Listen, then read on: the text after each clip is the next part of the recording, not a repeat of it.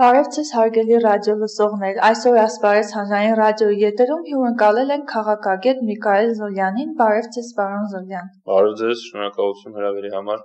Այսօր անդրադառնալու ենք Ղարաբաղյան հիմնախնդրի լուծման տարբերակներին, պարոն Զոլյան, հաշվի առնելով, որ հայ-ադրբեջանական սահմանում իրավիճակը բավական լարված է վերջերս, դուք ինչ տարբերակներ կարող եք նշել, որոնց միջոցով հնարավոր է հասնել կոնֆլիկտի խաղաղ հանգուցալուծմանը, թե նման պայմաններում հնարավոր չի լինի։ Հիմա արդեն մենք այնպիսի մի ժամանակաշրջանում ենք, որ հանգուցալուծման մասին խոսելը վաղ է եւ լավագույն դեպքում մենք կարող ենք հասնել կոնֆլիկտի գոնե նորից սառեցմանը, մինչեւ հիմա 20 տարվա ընթացքում համարվում էր սառեցված հակամարտություն եւ իհարկե սահմանուն եւ շփման գիծ ավելի ճիշտ պետք է օգտագործել շփման գիծ հասկացությունը այնտեղ կային բախումներ եւ ժամանակ առ ժամանակ դեպքեր էին տեղի ունենում զոհեր էին ունենում երկու կողմից զոհեր էին լինում բայց այս վերջին տարվա ընթացքում այդ միջադեպերի քանակությունը աճել է եւ ոչ միայն քանակությունը այլև նաեւ սրությունը դրա համար այս փուլում կարծում եմ լավագույն դեպքում կարելի է հույս դնել գոնե նրա վրա որպեսզի հնարավոր լինի կանխել այս հակամարտության այս սրացումը եւ գոնե հասնել մի իրավիճակի երբ շփման գծում համեմատաբար խաղաղ կլինի այստեղ իհարկե շատ բավականին բարդ խնդիր է որովհետեւ մինչ այժմ միջնորդի դերը խաղում էին եռյակը միջնորդ Ռուսաստան ԱՄՆ Ֆրանսիա երկրներն էին, իսկ այսօր Ռուսաստանի եւ Արևմուտքի շահերը խիստ բախման մեջ են գտնվում եւ Լեռնային Ղարաբաղը այն վերջին խնդիրներից մեկն է, որտեղ դեռ նրանց միջև հակասությունները չեն դուրս եկել, ջրի երես այսպես ասենք։ Եվ իհարկե նրանք պետք է ավելի ակտիվ լինեն, մյուս կողմից նաեւ իհարկե Հայաստանը պետք է կարողանա դիվանագիտական լուրջ աշխատանք ծավալել, որովհետեւ ի վերջո կոնֆլիկտի խորացումը մեզ այսօր ձեռնտու չէ, գուցե ադրբեջանական կողմին ձեռնտու լինի, զուտ քաղաքական շահերից ելնելով, բայց նույնիսկ մեզ համար դա ձեռնտու չէ, նույնիսկ եթե մի կողմ դնենք այն, որ կոնֆլիկտի սրացումը նշանակում է մարդկանց, մարդիկ են զոհվում, վիրավորներ, ընդհանրապես եւ Հայաստանը պետք է դիվանագիտական իհարկե ճանապարհները օգտագործի, որպեսզի կարողանա հասնել այս իրավիճակի հարցմանը, որովհետեւ ամեն ինչից բացի մեզ նաեւ ձեռնտու չի կոնֆլիկտի խորացումը, իհարկե մենք պատրաստ ենք հակահարված տալ, եթե հարկ լինի, բայց ոչ քաղաքական, ոչ ռազմական տեսակետից այսօր այս հակամարտությունը մեզ ձեռնտու չէ։ Այնպես որ հիմա իհարկե մենք կարծում եմ պետք է նաեւ քաղաքացիական հասարակությունը, ոչ կառավարական հատվածը պետք է եւս փորձի ինչքանով դա հնարավոր է նպաստել իրավիճակի կարգավորմանը։ Պարոն Զոլյան, մի հարց եմ ուզում տալ Ղարաբաղյան պատերազմի ավարտից հետո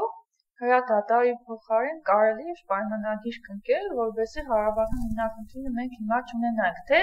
այն ժամանակ գոյություն ունեին արտաքին ուժեր, որոնք խանգարում էին։ Արտաքին ուժերը այն ժամանակ էլ գոյություն ունեին, այսօր էլ գոյություն ունեն եւ իհարկե եթե հնարավոր լիներ այդպիսի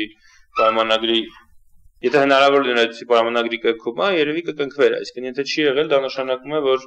օբյեկտիվ պատճառներ կային, իհարկե այն ժամանակ քննագուցե ավելի հեշտ էր, քան այսօր, եւ եթե այն ժամանակ քաղաքական առաջնորդները թե Հայաստանի, թե Ադրբեջանի, թե Ղարաբաղի հասկանային եւ իմանային, որ հետո 20 տարի անց այդ հակամարտությունը չի լուծվելու, գուցե 90-ական իհարկե ոչ մի անգամից պատերազմից հետո, բայց գուցե 95, 96, 97 թվականին քննարկումներ էին գնում, բայց եթե պատմությունը եթերներ չի սիրում, ինչպես ասում են, եթե այս ժամանակ չի ստորագրվել, նշանակում է, որ իրոք այն ժամանակ պայմաններ չկային։ Ասում են, որ ամենամոտ է եղել ստորագրմանը 99-2000 թվականներին, Key West-յան այդ բանակցությունները Key West վայրում ԱՄՆ-ում երբ գնացել էին Ռոբերտ Քոչարյանը եւ Հեյդար Ալիևը, նրանք շատ մոտ էին ինչ-որ բան ստորագրելու,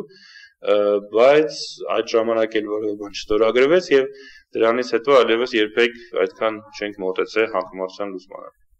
Պարոն Զոլյան, առհասարակ սահմանային խախտումները, որոնք տեղի են ունենում մեծամասամբ ադրբեջանական կողմի պատճառով, իրենց հրահրողներ կան, թե ուղղակի հենց իրենցով են դա իրականացնում։ Դե երկու տիպի խախտումներ են լինում, այդ հրադադարի իրավիճակի հրադադարի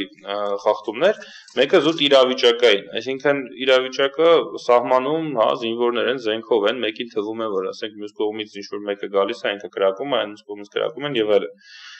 Սա մի տիպի խախտումներ են։ Մյուս տիպի խախտումները այն խախտումներն են, ավելի լուրջ խախտումներ են, որոնք հստակ երևում է, որ կա հրաման եւ ուղղորդված ինչ-որ ռազմական գործողություն է ձեռք բերվում։ Եվ առաջինի դեպքում իհարկե դժվար է կանխատեսել, թե երբ ինչ կլինի։ Իսկ երկրորդի դեպքում ակնհայտ է, որ այսպիսի խախտումները հայկական կողմին ձեռնտու չեն եւ դրանք ավելի շատ մինչեւ հիմա օգտագործվել են ադրբեջանական կողմից իբրև քաղաքական գործիք, հա, այսինքն օրինակ հակամարտության խաղաղության խաղաղ գործընթացի վրա ազդելու համար հաճախ այդպիսի միտում կա, որ նման դեպքեր տեղի են ունենում բանակցություններից առաջ,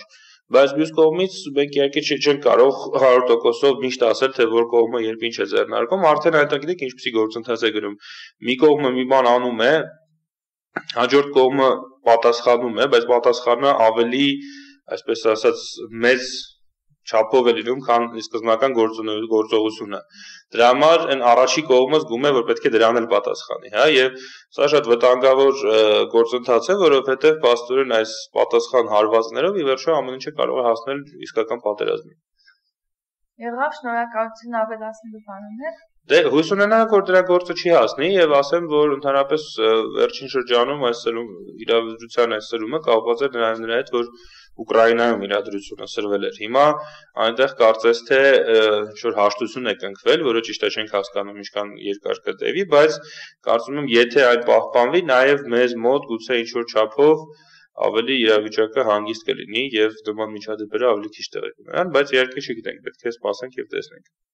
Շնորհակալություն, հարգելի ռադիո լսողներ, հիշեցնենք այսօր Ասպարեզ հանրային ռադիոյի եթերում հյուրընկալել էին քաղաքագետ Միքայել Զոլյանին, հաղորդում է Վարեզ Անահիտ Սիմոնյանը, ցտեսություն։